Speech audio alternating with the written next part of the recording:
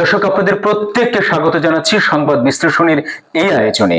আপনাদের সাথে আছি নবুয়ত রহমান, আর পরিবেশিত হচ্ছে পুষ্টিবাজারের সৌজন্যে। দর্শক, আজকে একটি গুরুত্বপূর্ণ বিষয় নিয়ে কথা বলতে চাই। গণ অধিকার পরিষদের সভাপতি ভিপি নুরের বিষয়ে। ইউনূস স্যারের কাছে ক্ষমা চেয়ে বলবো, পরিবেশ তৈরি হলে তারপর নির্বাচন দিয়েন, এটি কথাটি বলেছেন ভিপি নুরুল হক নূর।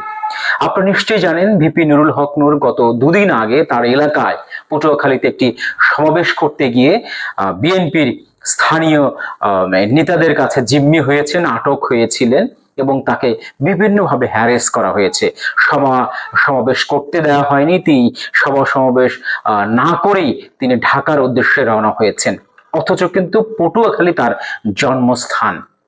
এই যে ভিপি নুরুল হক নূর, তিনি একজন দলের প্রধান, সে কিন্তু সমাবেশ করতে পারেনি পটুয়াখালীতে, তার নিজ জন্মস্থানে। কাদের জন্য করতে পারেনি?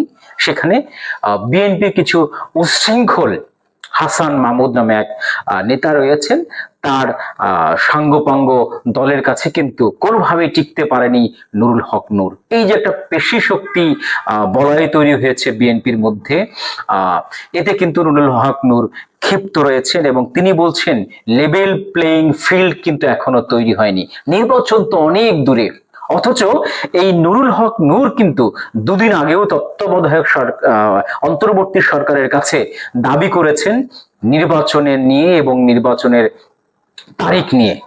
তার মুখে কিন্তু এই যে এখন অন্যরকম সুর আমরা শুনতে পাচ্ছি, অর্থাৎ তিনি মাঠ পর্যায়ে গিয়ে, তৃণমূল পর্যায়ে গিয়ে যখন দেখতে পাচ্ছেন যে আসলে দেশের অবস্থা কেমন। এখন বিগত 17 বছর যেমন আওয়ামী লীগ নেতাকর্মী আওয়ামী লীগের প্রত্যেকটি জায়গায় দখলে নিয়েছিল, ঠিক তেমনই কিন্তু একইভাবে একই কায়দায় বিএনপির নেতাকর্মী প্রত্যেকটি জায়গা দখলে নিয়েছে। তাহলে এরকম ছোট ছোট দলগুলো কি সেখানে টিকতে পারবে? এই বিষয় নিয়েই কিন্তু ভিপি নুরুল হক নূর একটি বক্তব্য দিয়েছেন, ক্ষোভের সাথে বলেছেন যে আমি ক্ষমা চাইবো, আমি ডক্টর মোহাম্মদ ইউনূস স্যারের কাছে ক্ষমা চাইবো। আমরা একটু বিস্তারিত জানতে চাই এবং আপনাদেরকে জানাতে চাই। গণ অধিকার পরিষদের সভাপতি নুরুল হক নূর বলেছেন, যতদিন পর্যন্ত রাজনৈতিক সংস্কৃতির পরিবর্তন এবং লেভেল প্লেইং ফিল্ড তৈরি না হয়, ততদিন দেশে কোনো নির্বাচন হবে না। তিনি বলেন, এবার ডক্টর ইউনূস স্যারের কাছে ক্ষমা চেয়ে বলবো, নির্বাচনের পরিবেশ তৈরি হলে এরপর নির্বাচন দিয়েন, কারণ রাজনৈতিক সংস্কৃতির পরিবর্তন হয় নাই। একমাত্র বিএনপি ছাড়া অন্য কোনো দল নির্বাচন নিয়ে শক্ত অবস্থানে নেই, কারণ বিএনপির তৃণমূলের কর্মকাণ্ড সম্পর্কে অন্য দলগুলো আগেই টের পেয়েছে, যা আমি টের পেয়েছি এলাকায় এসে, আমি টের আগে পাইনি। সোমবার 16 জুন রাতে পটুয়াখালী শহরের নতুন বাজারে গণ অধিকার পরিষদের দলীয় কার্যালয়ে এক সভায় অংশ নিয়ে তিনি এসব কথা বলেন।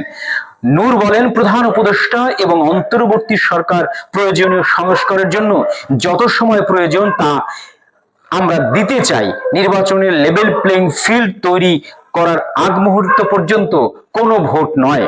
তিনি আরো বলেন, গণ অধিকার পরিষদকে আন্ডার এস্টিমেট করা যাবে না। গত সাত বছরে 70 বছরের ইতিহাস তৈরি করেছি আমরা, তাই আমাদের সক্ষমতা নিয়ে প্রশ্ন তুলবেন না। এই কথাটা কিন্তু জাতির উদ্দেশ্যে বলেছেন।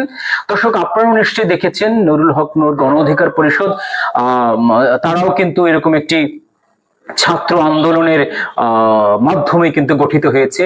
তারা কিন্তু এই গত 7 মাসে তারা বিভিন্ন কথা বলেছে, এই সরকারের বিপক্ষেও কথা বলেছে, সমালোচনা করেছে এবং বিগত দিনে কিন্তু বিগত সরকারের সময় কিন্তু তারা মাঠে ছিল এবং মাঠে শক্ত অবস্থানে ছিল, এবং তাদেরকে এরকম তুচ্ছ তাচ্ছিল্য করা কিন্তু কোনোভাবেই ঠিক হচ্ছে না।